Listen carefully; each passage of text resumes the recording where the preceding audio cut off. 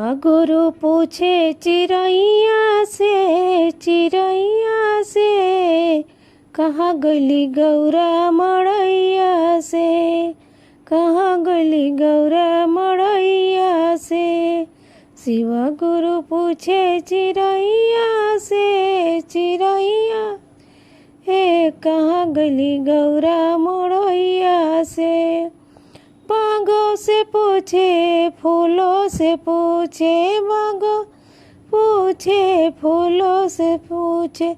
शिवा गुरु पूछे लकड़ियों से कहाँ गली गौरा मड़ैया से, कहाँ गली गौरा मड़ैया से। शिवा गुरु पूछे चिरैया से कहाँ गली गौरा मड़ैया से। गंगा से पूछे जमुना से पूछे, गंगा पूछे जमुना से पूछे। शिवा गुरु पूछे पहाड़ों से कहाँ गली गौरा मड़ैया से, कहाँ गली गौरा मड़ैया से। शिवा गुरु पूछे चिरैया से कहाँ गली गौरा मड़ैया से।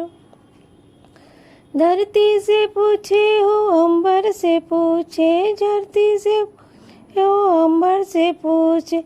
शिवा गुरु पूछे चांद सूरज से कहाँ गली गौरा मड़ैया से, कहाँ गली गौरा मड़ैया से। शिवा गुरु पूछे चिरैया से कहाँ गली गौरा मड़ैया से। उतवा से पूछे परतवा से पूछे, उतवा से पूछे परतवा से पूछे। शिव गुरु पूछे बैलवा से कहाँ गली मड़ैया से, कहाँ गली गौरा मड़ैया से। शिवा गुरु पूछे चिरैया